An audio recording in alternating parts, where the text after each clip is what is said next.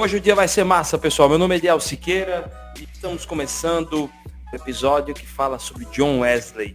Episódio número 67 dessa semana. E com isso a gente tem dois convidados especiais para bater um papo sobre esse homem que é tão importante para a Igreja de Cristo. Mas antes eu quero passar alguns recados. Solta a vinheta, Júnior. Então, pessoal, eu quero convidar vocês para que vocês... Quem está escutando agora o nosso podcast, foi por alguma indicação, vocês possam seguir o nosso Instagram, que lá a gente tem vários episódios. Já são 66 episódios só de Cuscuzcast, cada um com um tema diferente. Então é muita coisa boa para ouvir. Muitos convidados de várias partes do Brasil e do mundo. Olha aí. Então, para vocês ficarem atentos aí às nossas novidades. Até porque a gente tem conteúdo exclusivo para o Instagram também. Outro local que a gente tem conteúdo exclusivo também é o YouTube. Então você pode pesquisar Cuscuzcast YouTube, lá no YouTube é o nosso canal. E além de ter os episódios no feed, tem também conteúdo exclusivo para vocês, que é o Cuscuzeira. E uma novidade também que a gente tem para vocês, se vocês desejam ser apoiadores do nosso projeto, é um projeto que tem um certo custo, você pode ser um apoiador mensal através do apoia-se.se/Cuscuzcast, onde você pode ser um mantenedor a partir de R$1 nos ajudar aqui com os custos do Cuscuzcast. E também, se você não está podendo dar uma ajuda por mês, você pode também, através das compras da Amazon, destinar uma parte dessa porcentagem para a gente. Lembrando que vocês não pagam nada mais pelo produto, e qualquer produto Amazon, vocês acessando o link do Cuscuzcast, parte desse valor vem para o nosso canal. Então, como é que você pode fazer isso? Vai lá no nosso Instagram, clica na bio e lá tem todas as informações necessárias, tá certo? Então, vamos voltar aí para esse bate-papo. Vamos iniciar o episódio 67 agora.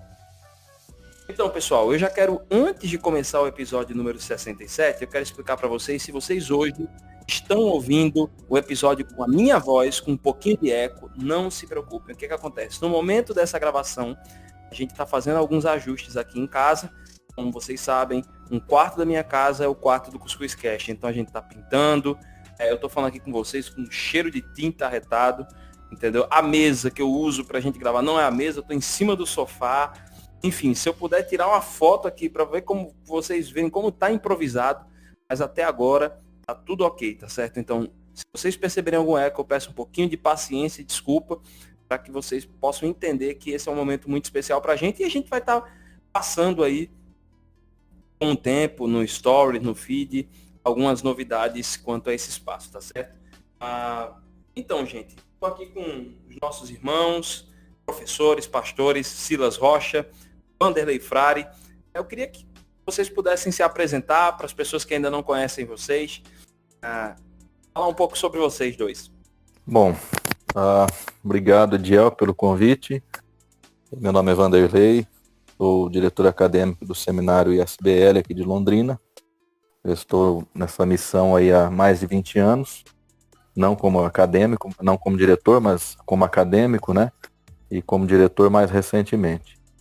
E sou casado, tenho uma filha de 13 anos e, assim, tenho essa afinidade com Wesley já faz um tempo, desde quando eu comecei a lecionar.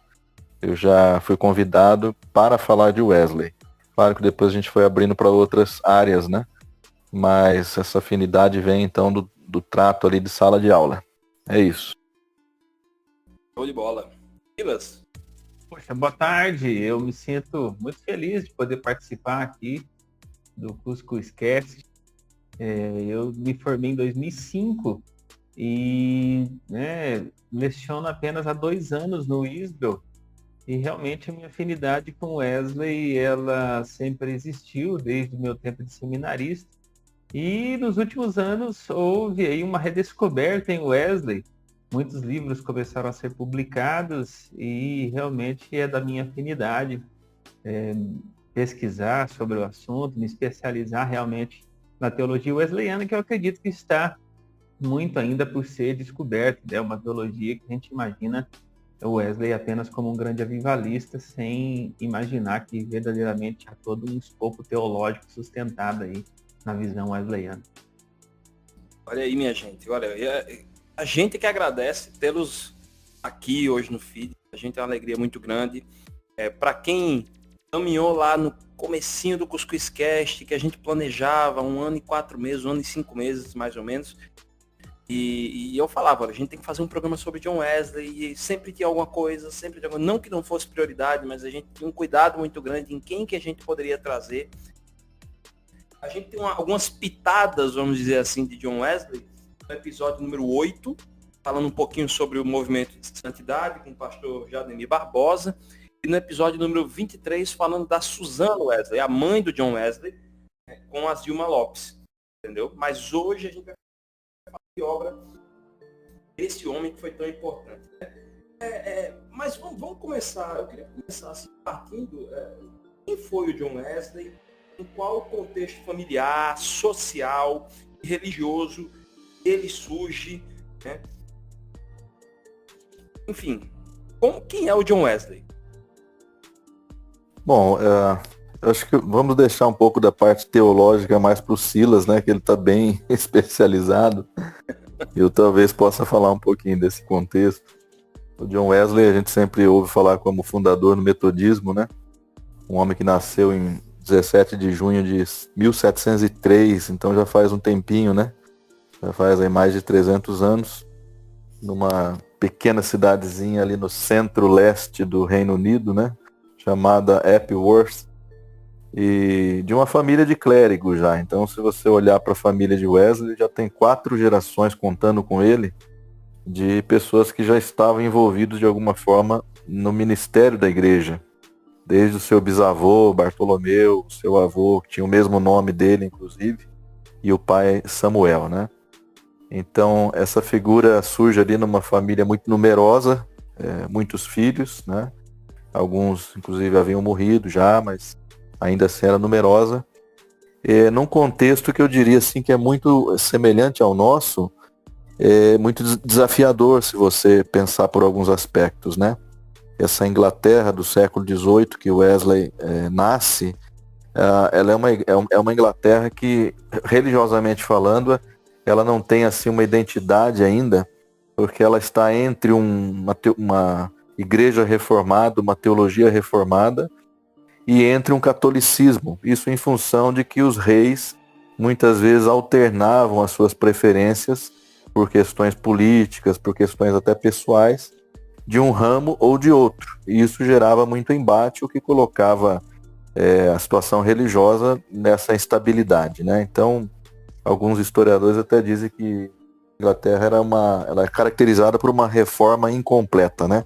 Não se aceitava os postulados da reforma, mas ainda se mantinha muito daquela tradição católico-romana, da liturgia, e etc. e tal. Então, religiosamente, ela tem essa complicação, né?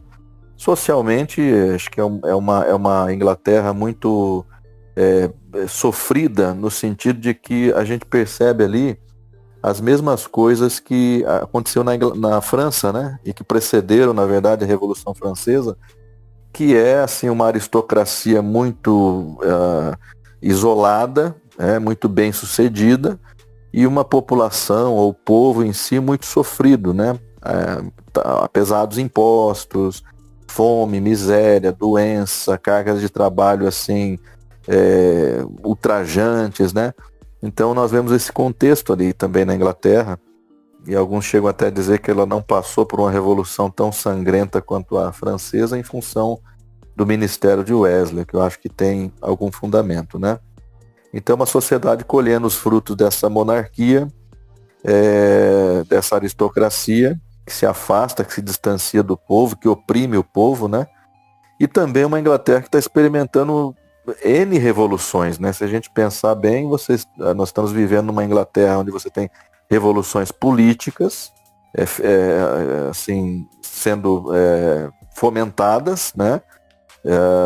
Nós temos novas filosofias adentrando o pensamento e trazendo outras perspectivas, especialmente questionando os parâmetros tradicionais, a autoridade, a antiga filosofia, a antiga teologia, né? Nós temos também a Revolução Científica, lembrando que nós estamos aqui falando de iluminismo também nesse período, né? temos assim revoluções a industrial, que começaria praticamente 10, 15 anos depois do nascimento de Wesley, enfrentamentos de instabilidade, é aí que surge esse nosso personagem, né? Há um caso, incêndio que ele era criança. Como foi esse fato? Porque vez ou outra o pessoal vai lá sobre isso, né? Eu acho que esse episódio trouxe assim uma certa aura de sobre o Wesley, né? Como se fosse talvez um escolhido, né? Ou alguém separado, né?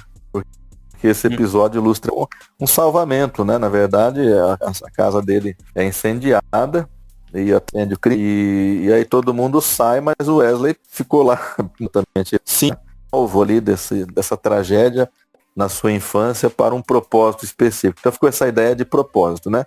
O que eu não questiono, mas como você mencionou, que a gente sempre faz a menção desse episódio, então eu acho que é isso que paira às vezes na mente das pessoas, né? Esse é um dado muito importante, porque a Susana, a quem acredito que já foi mencionado em outra ocasião, a quem influenciou significativamente a vida de Wesley, ela discerne exatamente dessa forma que o Vanderlei colocou, de que aquilo era um sinal de que ela deveria dar uma atenção especial ao Wesley, justamente na formação, na educação, na comunicação de outras línguas, na formação teológica. Realmente ela discerne que esse episódio deve gerar nela uma dedicação especial ao Wesley a partir dessa ocasião. Exatamente. Interessante. Realmente foi mencionado isso. Você falou realmente essa questão da dedicação dela especial no John Wesley. O John Wesley ele estudou na Universidade de Oxford. Como foi essa passagem de John Wesley ali na Universidade de Oxford? Teve a questão do Clube Santo, enfim, como é que foi isso aí?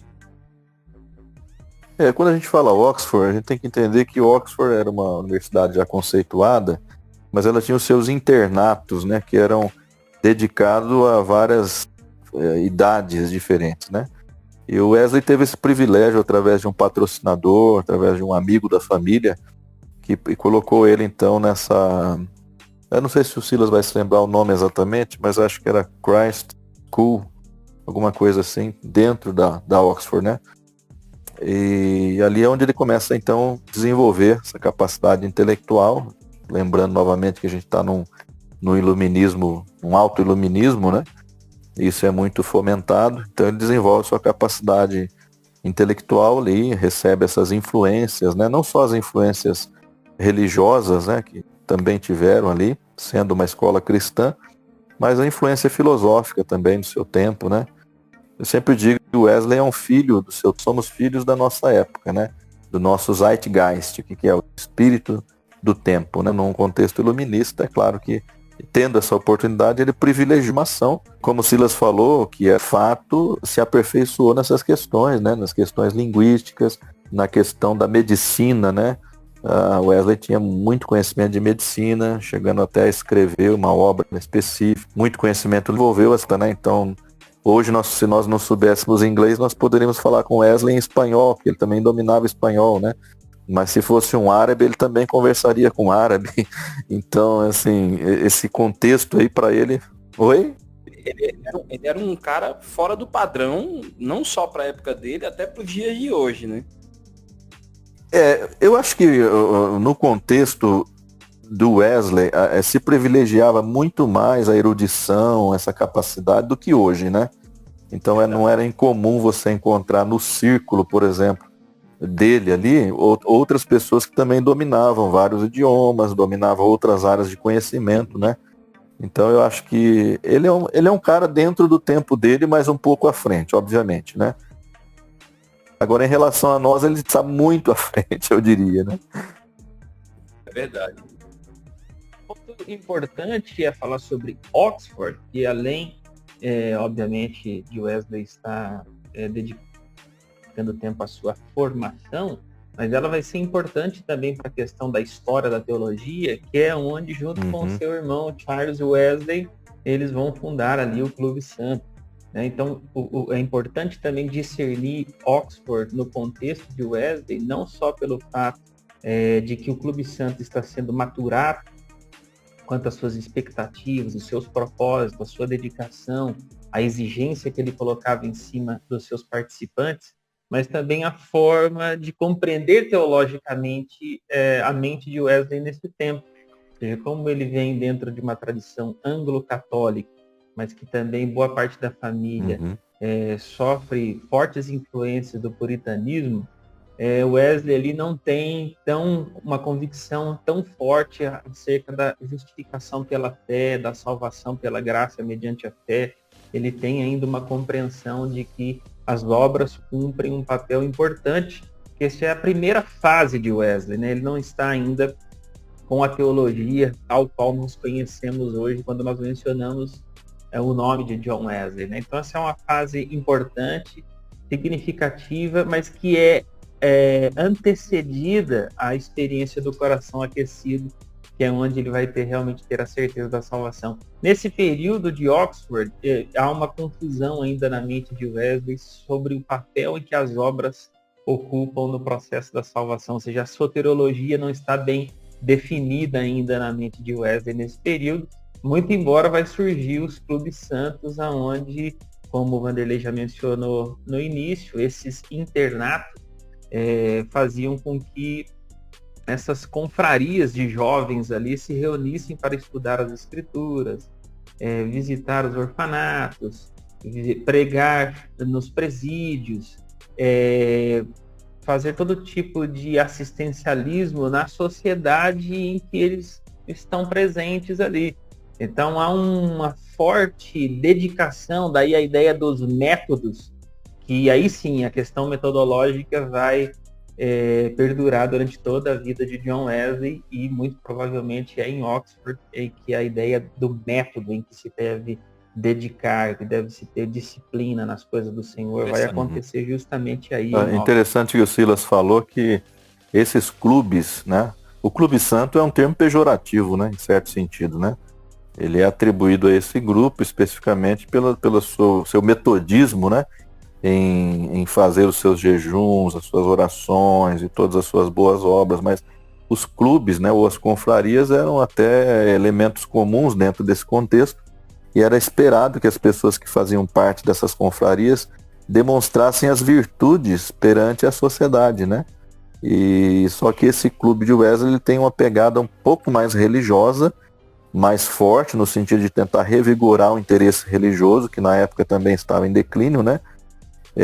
Muito fundamentado então na obra de alguns autores anteriores que eram anglicanos, né, que tinham mais aquela visão da religião como a imitação de Cristo, né, como Jeremias Taylor, por exemplo, né, ou como a própria obra da imitação de Cristo de Thomas A. Kempis. Então eles retomaram isso, e está certo que o Silas disse que não se tem compreensão profunda da salvação pela graça, porque a tradição que eles estão seguindo é uma tradição, eu diria, bastante católica na sua compreensão do que seja a vida cristã. Entendi agora. Olha, eu ia fazer outras perguntas, mas eu vou pular um pouquinho. Depois eu vou falar um pouco sobre esse período dele ali nos Estados Unidos. Mas a gente fala, vocês levantaram aí sobre o momento dele na história, as várias revoluções, o auto-iluminismo, né, a erudição John Wesley, o Clube Santo. Eu entendo então que, posso estar até enganado, mas pelo que eu entendo, a teologia de Wesley começa a se formar dali também. Já está sendo formada, pelo menos, vamos dizer assim. E aí, nesse campo da erudição, vem a filosofia. Quais seriam as influências filosóficas para a teologia de Wesley?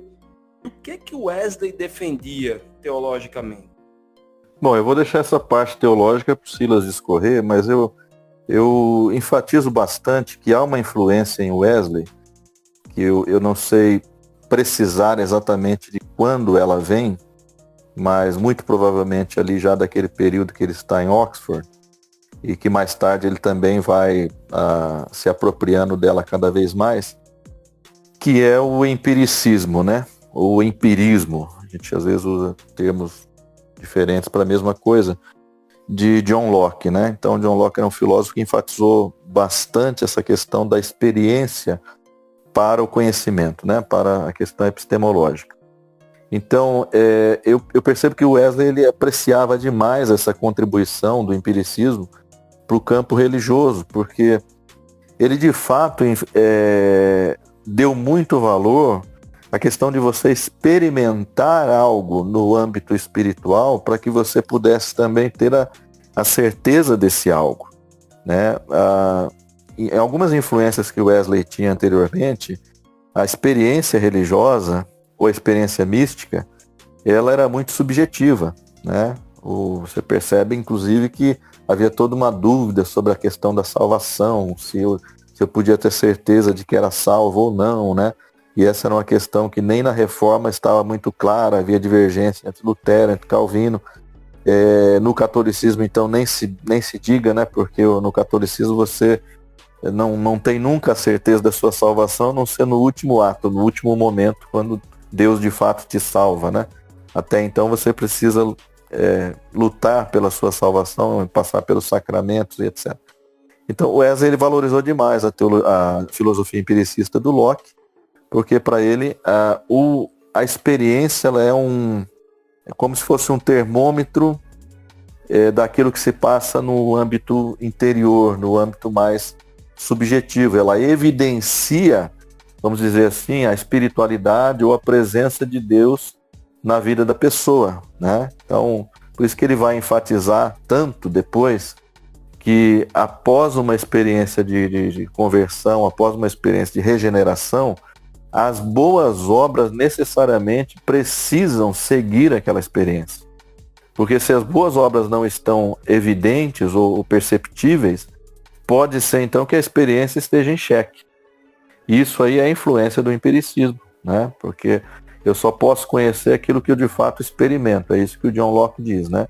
O conhecimento verdadeiro vem através da experiência dos fatos, da experiência do mundo, das coisas palpáveis.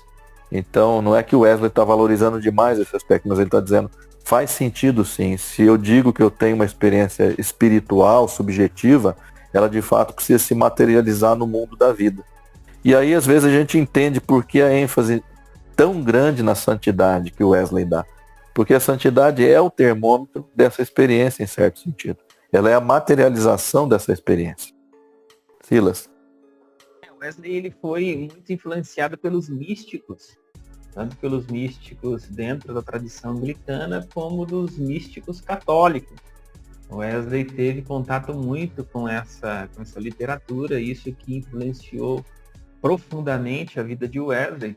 E um dado muito interessante nesse aspecto, porque Wesley dizia que o aspecto da santificação estava melhor refletido dentro da tradição anglo-católica do que pelos reformadores. Né? Wesley ele diz que a reflexão sobre justificação em Lutero é de alta envergadura, mas ele é profundamente confuso quando vai falar da santificação.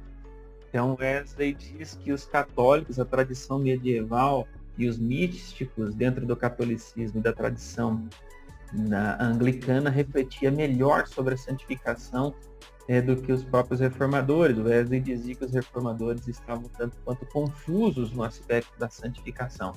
E é importante a gente dizer este ponto, porque o Wesley, em que pese o fato dele concordar com a reforma continental, com Lutero, com Calvino, ele sente esse sabor, essa ausência do aspecto da santidade dentro da reflexão reformada. Então Wesley não concorda muito neste aspecto da santidade com os reformadores continentais.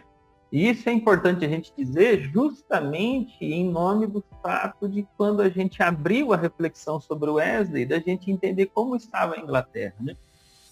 Fazendo uma retomada do que o Vanderlei disse, os aspectos históricos, eles servem não só para nos dar os dados históricos, mas também para tentar discernir o espírito do tempo, ou seja, como a mente religiosa, espiritual das pessoas estão sendo formadas. Então, ali na Inglaterra, você tem justamente esse retalho teológico de todas as coisas, né?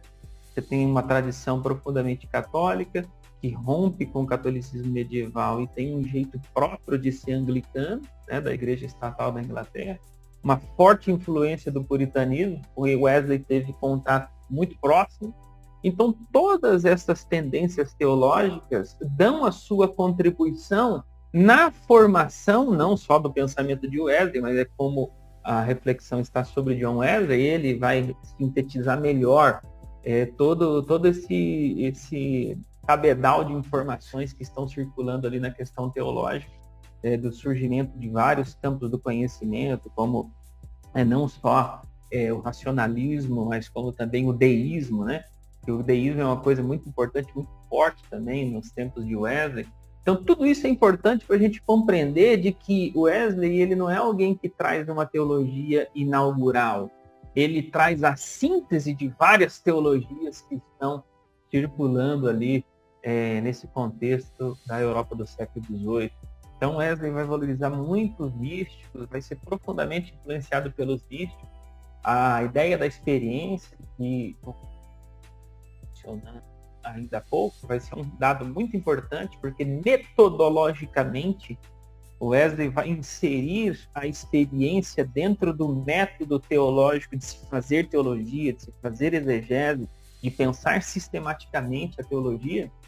Ele vai inserir dentro de 3 outros pilares, ele vai inserir o 4º pilar, que é o da experiência, que na verdade é as escrituras, a razão, a tradição. E Wesley, então, vai inserir definitivamente a experiência como um dado importante, porque se algo é verdadeiro, ele tem de ser experimentado.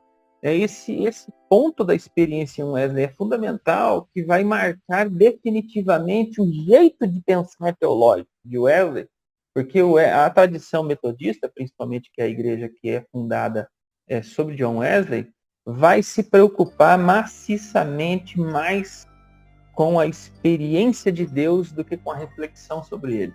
Esse é um dado muito importante que vai realmente demarcar o pensamento de Wesley para toda a história, né? Ou seja, onde a gente estudar teologia, nós vamos lembrar de John Wesley em qualquer lugar desse mundo justamente pela forte ênfase na experiência de Deus. Ou seja, se Deus é verdadeiro, se ele é real, aquilo que ele promete, a sua santidade, o seu caráter, a nossa comunhão com ele é, portanto, experimentável. Esse é um dado realmente muito importante que vai impactar toda a atuação teológica de Wesley depois da experiência do coração aquecido, que muito em breve a gente vai falar sobre ele ainda há pouco. Muito bom. Muito. Uma coisa boa, é interessante, viu? O Silas e o Vanderlei, vocês falaram, você falou dessa síntese, não é nada inaugural. Eu não quero, assim, deixa eu ver, essa síntese seria algo convergente? Seria uma ação convergente por serem coisas que não eram inaugurais, mas aí isso ajudou a convergir os pensamentos diferentes dentro das perspectivas calvinista, calvinista, luterana, católica, ou não? Ou foi... Eu sempre vejo Wesley como um pivô de um momento muito especial da história da humanidade, que esse século XVIII ele é um século crucial, é um século de muita mudança, de muito rompimento, de sínteses também, né? Então eu costumo ver o Wesley assim, no aspecto tanto filosófico, teológico, toda a sua reflexão, ele tem essa capacidade, e isso se deve muito provavelmente à variedade de influências que ele recebeu, como o Silas disse. Você tem influências de N vertentes dentro e fora da sua própria casa, né? Então ele tem essa capacidade de sintetizar talvez o melhor de tudo isso, e de nos proporcionar algo, eu não diria novo, mas algo revitalizado, uma ideia revitalizada. Porque nós não podemos, obviamente, entender que os pilares do pensamento de Wesley, eles representam completa novidade para o cristianismo. Não representam. Mas a ênfase que ele dá em determinadas coisas, a capacidade de síntese, a capacidade de filtrar tudo aquilo, de nos trazer o que é melhor, isso sim representa uma novidade, não só para o seu tempo, mas até para os séculos futuros, né? A gente colhe o impacto disso até hoje, né? Então eu gosto muito, eu sempre digo, eu gosto da teologia do Wesley, mas eu gosto muito da sua capacidade de articular o pensamento teológico em uma sociedade específica que tem a sua visão de mundo, o seu zeitgeist, e que consegue de fato afetar aquela sociedade. E aí me admira muito essa capacidade do Wesley de poder beber de muitas fontes e de poder sintetizá-las, fazendo dele um indivíduo praticamente ecumênico, né? Uma coisa que os seus próprios seguidores depois e muito mais recentemente acabaram perdendo, né?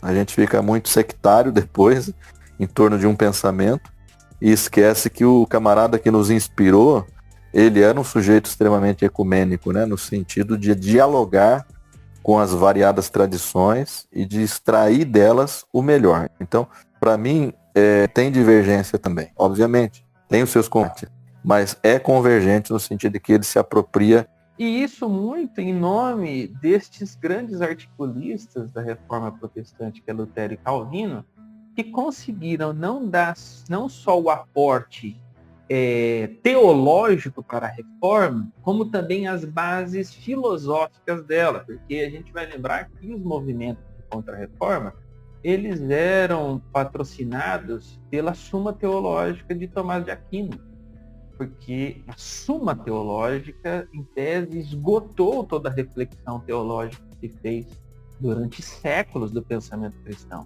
E a Reforma Protestante consegue romper com isso, ela consegue superar isso.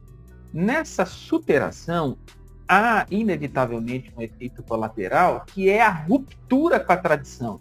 Por isso que a ideia do sola escritura, ela é inserida a fim de se romper com a tradição da igreja. Então é necessário fazer uma ruptura com a tradição da igreja.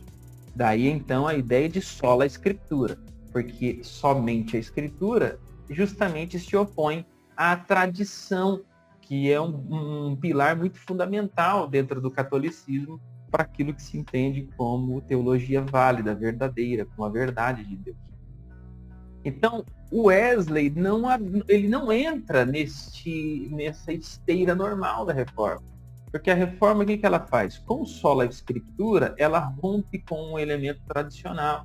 Você vai verificar que em todo o movimento evangélico, protestante, desde a Reforma Protestante, de todos os outros desdobramentos que nós colhemos até hoje, há uma suspeita com relação à tradição, que é um elemento, por exemplo, que o Wesley não rompe. Ele entende que a tradição é fundamental na história da igreja, ou seja, de que durante todo o período em que a igreja existiu, a reflexão que ela fez sobre os textos sagrados, sobre a escritura, você não poderia dizer que o Espírito Santo não estava influenciando a igreja nesse período. Então veja, quando a gente diz que o Wesley não é inaugural na questão teológica, mas na questão metodológica, que é onde o Vanderlei destacava, que é justamente o que ele mais admira da contribuição de Wesley, realmente é louvável. Ou seja, ele não rompe com a questão tradicional. Wesley entende que a tradição é fundamental para a reflexão teológica. Você não pode dar um start, né? Ou seja, toda a reflexão fica estancada até o século XVI e a partir do século XVI, então, é que se começa a fazer teologia. Este é o mote reformado. Obviamente que a gente tenta, em um maior ou menor grau, fazer com que este método não nos influencie tão negativamente. Mas este é a forma de ser protestante, ou seja, a gente rompe com a questão tradicional a fim de se pôr em pé uma teologia, um edifício teológico a partir dali. E é neste aspecto que o Wesley vai dar uma contribuição significativa, porque o Wesley vai dizer, não, a tradição é um elemento importante que deve ser considerado, sim. Os nossos ouvintes, eles provavelmente já tiveram essa sensação de que o cristianismo começou há 500 anos, né? Porque a gente fala muito pouco, quando eu falo a gente, assim, tô falando de púlpitos, né? Da própria literatura, a gente fala muito pouco dessa tradição de outros 1.500 anos que estão antes da Reforma, né? E o Wesley tem esse mérito de que ele não desprezou isso. O Wesley foi aos pais da igreja, ele voltou aos grandes pensadores, às grandes tradições místicas, para entender melhor, compreender melhor a dinâmica do cristianismo, né? Então eu acho que isso é uma coisa fantástica, porque, como o Silas disse, até hermeneuticamente falando, a gente precisa da tradição. Se, por exemplo, caísse uma Bíblia do céu hoje, e a gente jamais tivesse lido ela, ou tivesse ouvido qualquer coisa sobre ela, muito provavelmente nós teríamos uma dificuldade gigantesca de compreendê-la. Mas nós só podemos compreender hoje a Bíblia porque ela vem carregada por uma tradição de leitura da Bíblia, de leitores da Bíblia. E isso que Wesley então buscou também, como que os pais leram isso, como que os grandes teólogos, né, como que aqueles articuladores, sistematizadores da doutrina leram, como que a igreja leu tudo isso. Por isso que aqueles 4 pilares que o Silas disse, né, tem a palavra, mas tem a tradição também, tem a experiência, tem a vida da comunidade, como é que a comunidade lidou com essa palavra revelada. Então, isso eu acho fantástico, porque de fato, em algumas tradições, o sola escritura, ele é tão excludente que ele hermeneuticamente causa prejuízo à própria leitura da Bíblia, né? Entendi. Interessante mesmo isso. É válido. E é interessante entender esses 1500 anos anteriores, né? A gente evita até alguns ruídos de comunicação, ruídos também na educação da igreja. Isso é um ponto extremamente forte e válido mesmo na vida. Eu queria que vocês falassem um pouco, a gente falou um pouco acerca dos aspectos teológicos, filosóficos, quase que não sai agora. E falamos também do Clube Santo ali um pouquinho, da sua estada ali em Oxford. E eu queria saber assim de vocês esse período, um pouquinho sobre esse período dele de missão lá nos Estados Unidos. Como é que foi esse período? Olha, eu não sei se o Silas concordaria comigo, mas eu diria que foi, do ponto de vista prático, foi um fracasso, né? Mas teve o seu valor no sentido de proporcionar algumas reflexões que depois culminariam naquele momento tão importante que a gente diz que aconteceu lá na rua Aldersgate, né? Do Coração Aquecido. Mas essa missão na América do Norte, acho que nas palavras do Wesley, era assim, eu vou pregar aos pagãos para ver se eu posso salvar a minha própria alma, né? Esse era o sentimento, né? Tem a ver muito com isso que a gente falou, né? De você estar numa tradição em que você privilegia as obras, a imitação de Cristo, a virtude, a piedade, mas que você não chega ao ponto de ter uma convicção, uma certeza de fé. Eu nem diria certeza da salvação, porque esse termo às vezes não era usado por Wesley, mas a certeza de fé, né? De que eu estou crendo, de que eu sou justificado, de que eu tenho a filiação divina, de que o Espírito habita em mim, né? O Espírito dá testemunho no meu espírito de que eu sou filho de Deus. Então, naquela tradição que até então Wesley estava, isso não estava muito claro, né? E ele vai, então, não vai, não diria assim, de livre iniciativa, né? Ele é convidado para ir para a América do Norte, a Nova Inglaterra, né? Por um indivíduo que lá tinha responsabilidades dadas pelo rei de organizar as colônias, né? Um sujeito chamado Oglethorpe. E ele vai, então, nesse intuito de que seria uma missão muito boa, né? Pregar aos índios, pregar aos colonos, para que a sua fé fosse aperfeiçoada. Mas eu diria assim, uma experiência muito frustrante, né? Porque ele não consegue lidar com as comunidades locais, com a igreja local, no caso, né?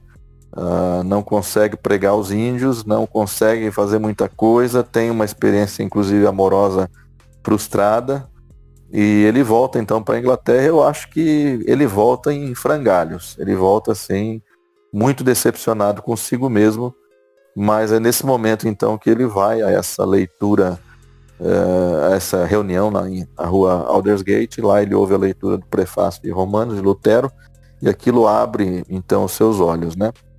E clarificou para ele a questão da salvação pela fé, da certeza da salvação, da justificação. E claro que, então eu digo, essa experiência na América, ela é frustrante, mas ela foi preparatória para tudo isso também, né? Além disso, no trajeto, ele tem o contato com os moravianos. Os moravianos também estavam já da Alemanha indo para a Nova Inglaterra, né? Também no intuito de colonizar, de evangelizar, de pregar. E ele tem esse contato com essas pessoas que, teologicamente falando, já estavam muito à frente de Wesley, já tinham uma compreensão clara da justificação pela fé, da dinâmica da vida cristã.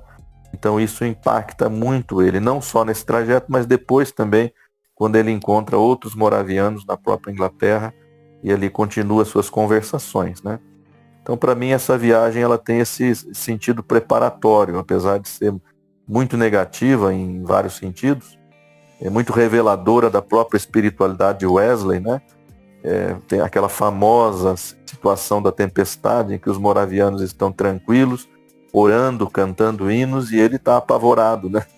Então isso é muito revelador sobre a sua própria condição, que causa impacto nele, mas que vai culminar depois lá na experiência do coração aquecido.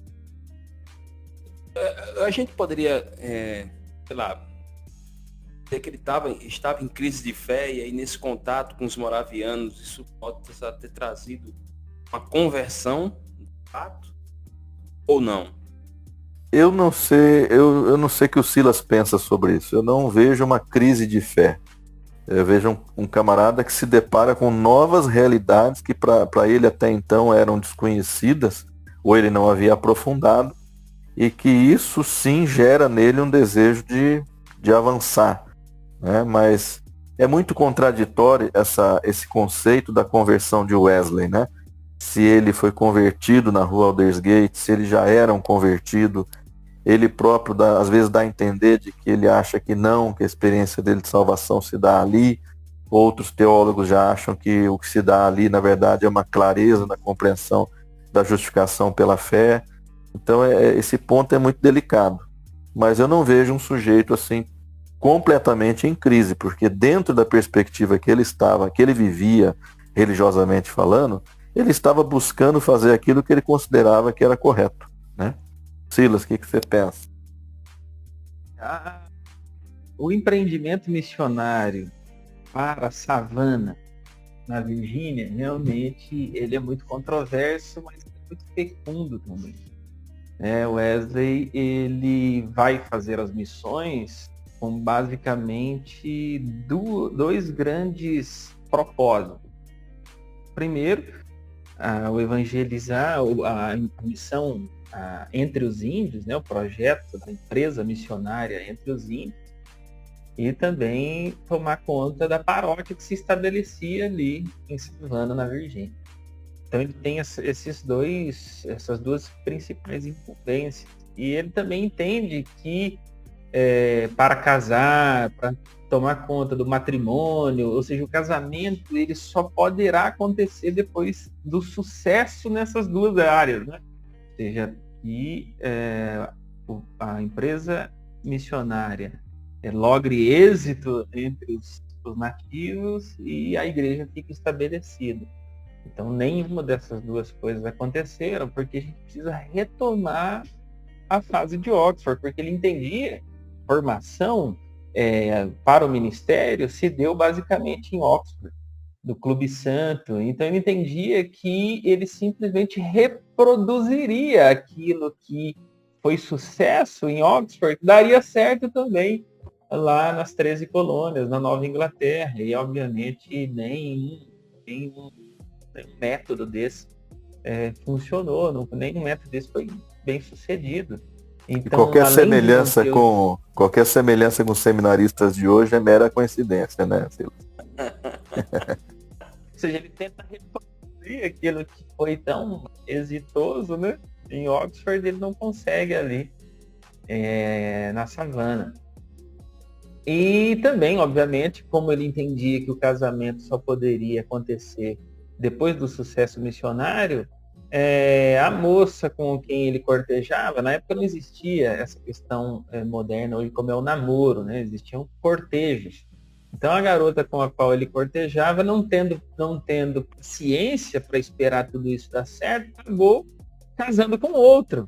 E isso gerou problemas ali na comunidade de Wesley, porque como ele administrava a paróquia, esse termo paróquia é muito comum dentro do anglicanismo, né? Parece que é uma coisa bem católica, mas a gente ir familiarizando conforme a nossa conversa anda. Então, como Wesley tomava conta ali de todos os desdobramentos, todas as funções da paróquia, sendo profundamente rigoroso quanto aos métodos, né? Que, lembra-se que em Oxford é que tinha dia certo para fazer o jejum, dia certo para visitar as prisões, dia certo para evangelizar os orfanatos. Então, toda essa questão metodológica, rígida, rigorosa, fez com que Wesley sonegasse a Eucaristia, porque a moça tinha faltado uma ou duas reuniões. Ele disse que isso foi uma atitude de falta de devoção, uma atitude questionável. Ele então não quer dar a Eucaristia, portanto, a Santa Ceia àquela moça. E o marido, então, se enfurece com relação a isso, move processos contra o Wesley, instala-se vários processos de julgamento e tudo mais. E o Wesley acaba tendo que voltar para a Inglaterra meio que fugido mesmo, né? Meio que às pressas. Então, Wesley realmente volta bem decepcionado da Virgínia.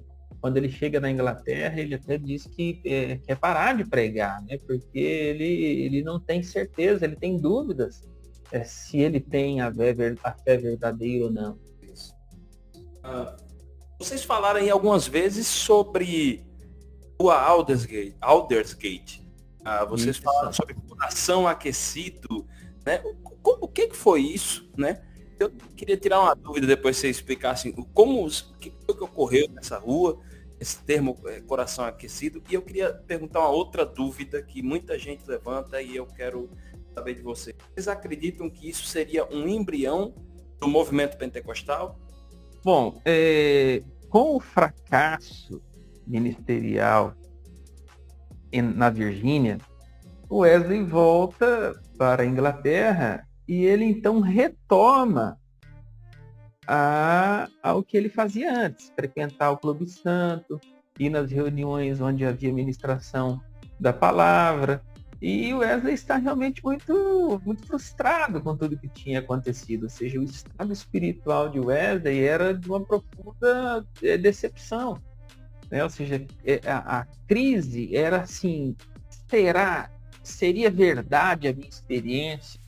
Se ela é autêntica, por que eu temo a morte? Por que eu oscilei? Por que eu não tive sucesso na missão realizada na Virgínia? Então, tudo isso está de forma inquietante dentro de Wesley.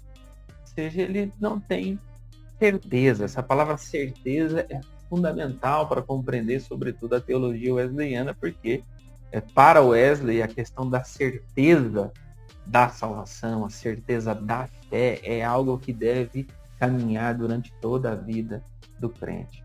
E Wesley mesmo conta que no dia 24 de maio de 1738, sob a pena do próprio Wesley, né, que eu quero ler literalmente o que ele mesmo escreve, ele disse: à tarde fui com pouca vontade a uma reunião na Aldersgate Street, Londres. Quando cheguei, alguém estava lendo o prefácio de Lutero, a Epístola de Paulo aos Romanos. Cerca das 20h45, enquanto ele descrevia a mudança que Deus opera no coração mediante a fé em Cristo, senti o meu coração estranhamente aquecido.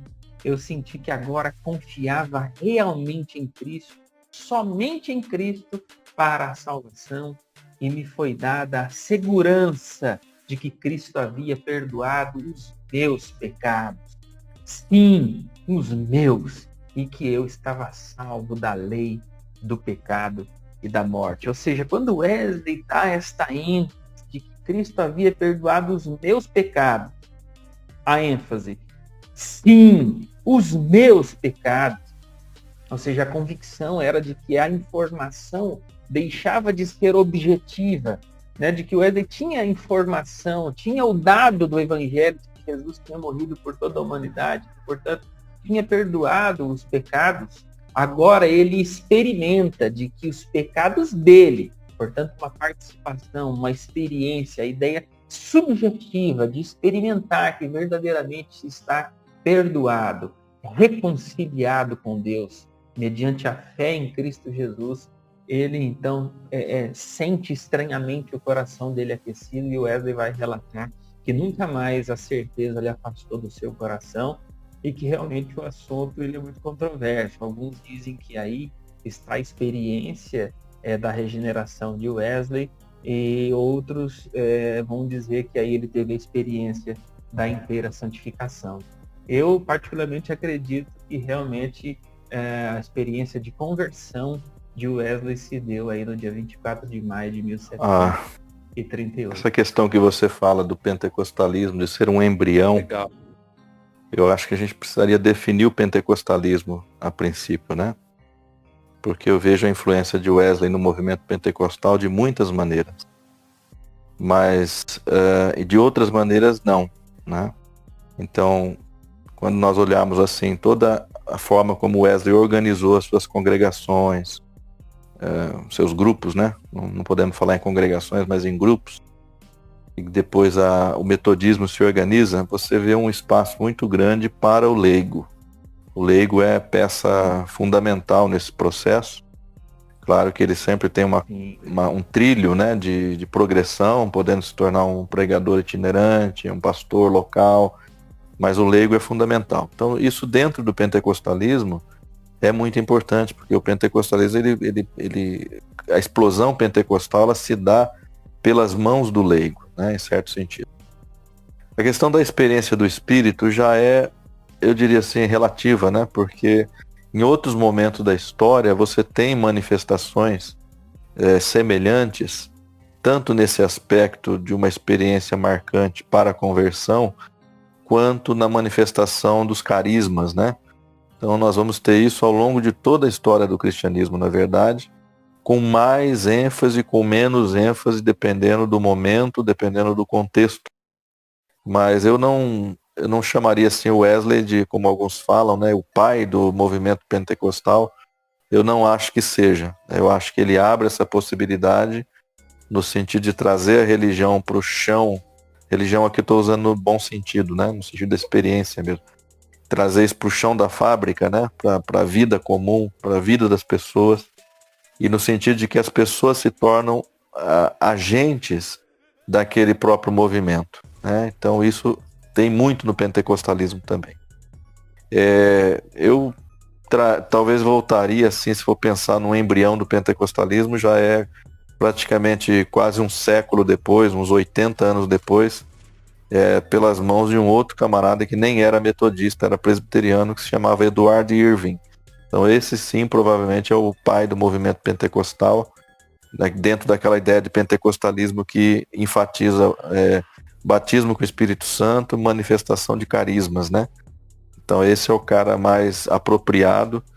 Um cara, inclusive, que foi buscar sua inspiração num jesuíta chileno que tinha vivido nos 1600, né? Que tinha muitas teorias sobre a volta do Senhor, sobre escatologia.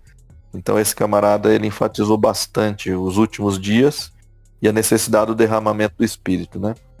Mas o Wesley, eu vejo ele como uma parte desse processo também, né? No sentido de colocar o leigo no seu devido lugar e, mediante a experiência do Espírito, esse leigo ter o potencial de construir o reino de Deus, né? Interessante. Gente, para finalizar, uma última pergunta para vocês.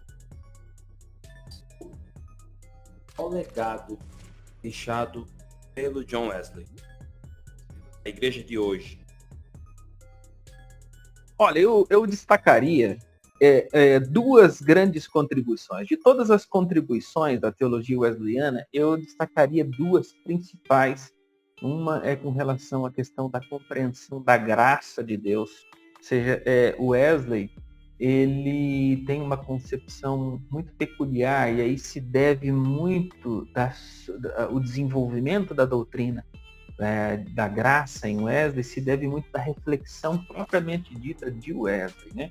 Que é a concepção da graça preveniente, de uma graça que está presente em toda a humanidade, independente da chegada do Evangelho, da pregação do Evangelho. Essa é uma contribuição muito significativa de Wesley, porque a graça sempre antevê qualquer atividade humana. Ou seja, em que pese o ser humano estar depravado nos seus delitos e pecados, Wesley diz que Jesus é a luz que vindo ao mundo ilumina todo homem, de que há sempre uma centelha no coração do ser humano que mais cedo ou mais tarde vai fazer com que ele se indague por Deus, que ele pergunte pelo justo, pelo belo. E isso se dá pela ação exclusivamente da graça de Deus, que é fundamentada, baseada no sacrifício de Jesus Cristo.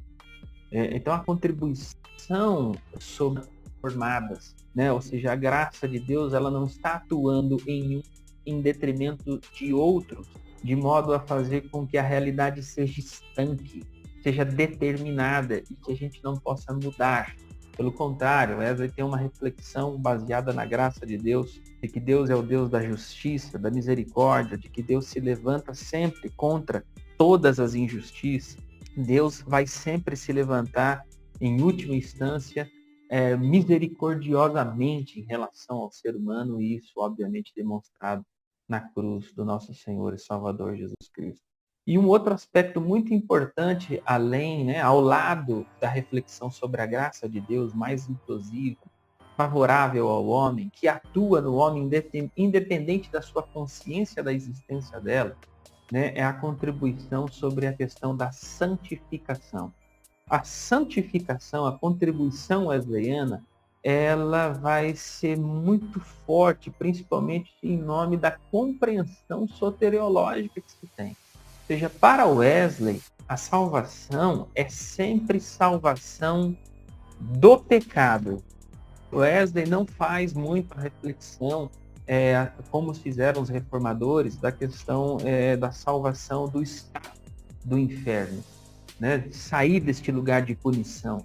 Wesley refletiu bastante, debruçou significativamente sobre esse ponto. Ou seja, para Wesley, a salvação sempre é a salvação do pecado. E o que seria a salvação do pecado? É o homem ser salvo da rebeldia. É ele retomar o estado de vocação, de reconciliação com Deus, que é o projeto, o propósito que foi perdido na queda. Deus, quando cria o homem para se relacionar com ele. Diferente de todas as outras criaturas, Deus quer ser amigo, quer ser íntimo do ser humano.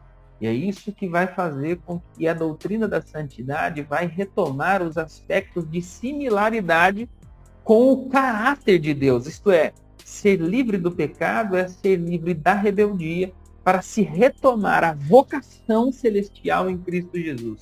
E que vocação celestial em Cristo Jesus é essa? Que é o estado profundo de adoração. E aqui a adoração precisa de uma interpretação correta do termo. Adoração não nesse contexto contemplativo, de reverência a Deus, mas no sentido de desejar profundamente ser como Ele é. E como Deus é? Deus é aquilo conforme Ele se revelou em Cristo Jesus. Este é o caráter de Deus. Portanto, a santidade é o crente ter impresso em si o caráter de Deus. Para Wesley, essa é a retomada da vocação celestial. E essa retomada da vocação celestial é o que vai possibilitar, é o que vai favorecer a comunhão e a intimidade com Deus. Portanto, a doutrina da santidade é profundamente relacionada com isso, do homem ter novamente impresso em si o caráter do seu Criador, a saber, o caráter de Jesus Cristo de Nazaré.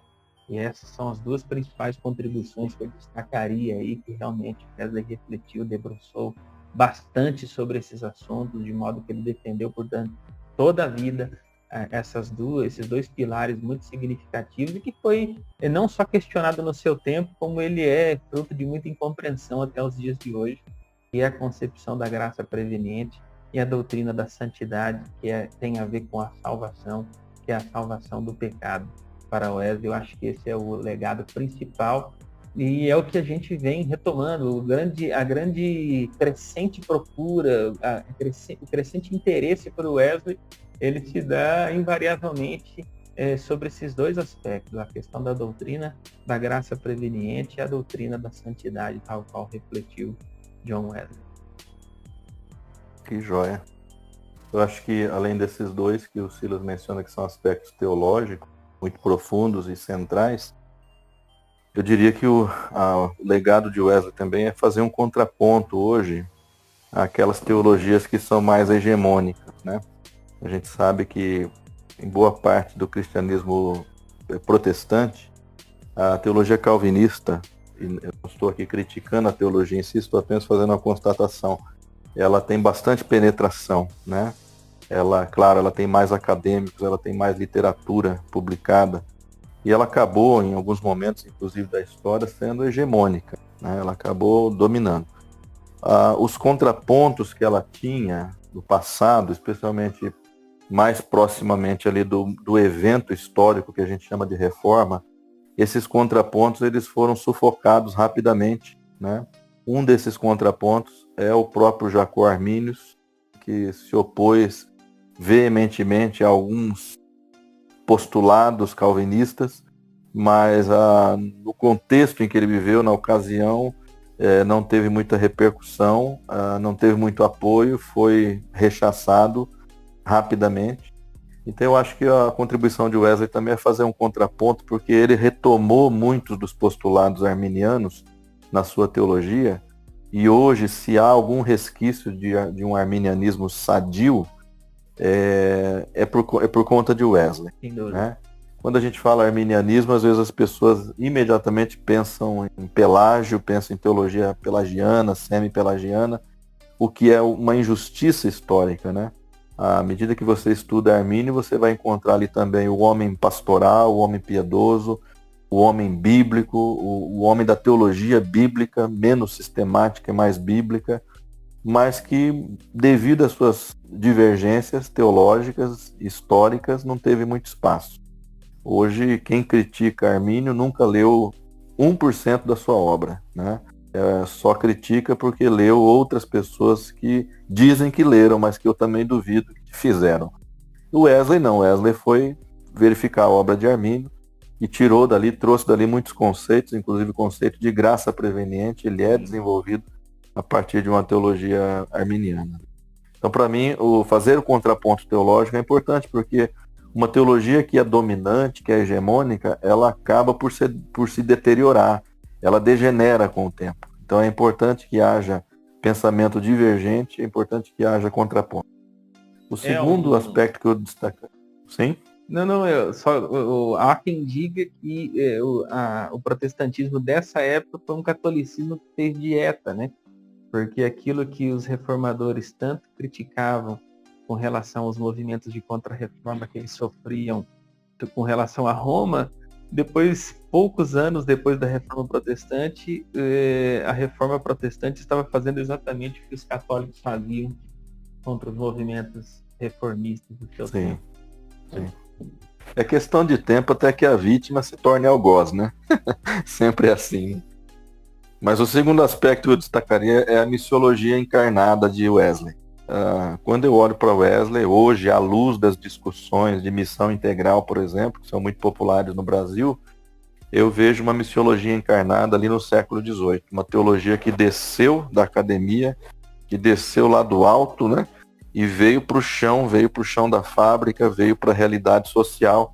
E aí teve os seus desdobramentos no aspecto da educação, né? Educação de crianças, educação de analfabetos, teve o seu aspecto no sentido de orfanatos, de cuidado de pessoas, de luta contra o trabalho escravo, daquelas pessoas que trabalhavam 14, 16 horas por dia, das injustiças cometidas, que teve o seu fomento também, não diretamente, mas pelo menos num âmbito assim de fomentar o fim da escravidão, que vai acontecer um pouco depois através do famoso Wilberforce, né?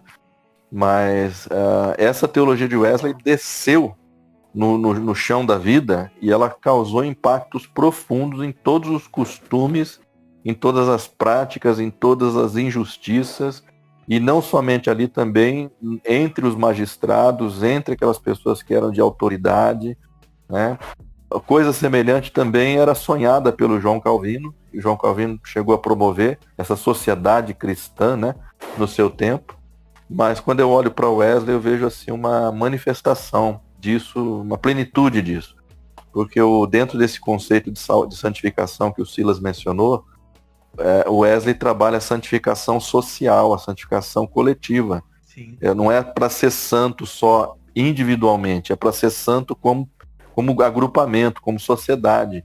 E uma sociedade santa não é uma sociedade que, por exemplo, permite a escravidão, a exploração de pessoas, a permissividade, uma série de outras coisas. Então, ele trabalhou muito nesse sentido. Para mim, é uma missão encarnada nos últimos séculos sem igual.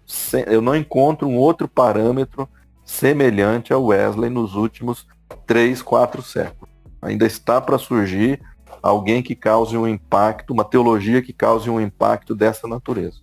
O terceiro aspecto, eu acho, legado, é a reflexão crítica, porque o Wesley, como um bom filho do iluminismo, é um questionador, é um pensador, ele não se acomoda às ideias, mas ele sempre coloca as ideias em xeque para que elas possam dar o que elas têm de melhor ou se mostrarem ineficazes, né, e consequentemente rejeitadas.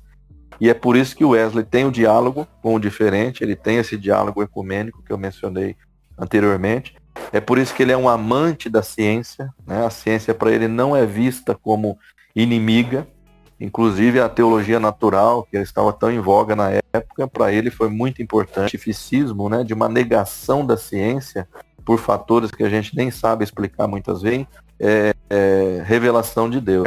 Se ela comprova aquilo que ela professa, então a gente precisa também acatar muito o contexto histórico, né? A compreensão do contexto para mudar o contexto. E a gente precisa fazer isso porque nós vivemos numa sociedade um pouco diferente, apesar de termos desafios parecidos, mas a gente precisa também olhar para esse contexto e, em vez de negar a cultura, nós precisamos olhar para pontos de toque para que ali nós possamos desenvolver a ação com mais sabedoria, né? Simplesmente rejeitar, simplesmente demonizar e esperar, como a gente vê hoje, né? Fuga escatológica, não é a solução.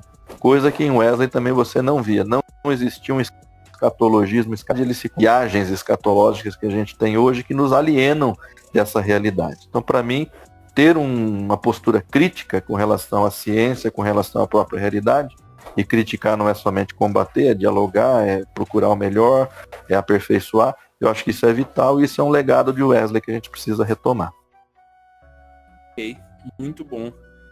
Gente, as culturais ou filmes vocês sugeririam que vocês possam ouvir aqui, se aprofundar mais sobre John Wesley? Olha, eu sugiro um livro que não se acha, mas talvez nos sebos, ou talvez exista algum PDF circulando pela rede. Ele se chama João Wesley, Sua Vida e Obra. É uma biografia muito bem escrita por um sujeito chamado Matteo Lelièvre.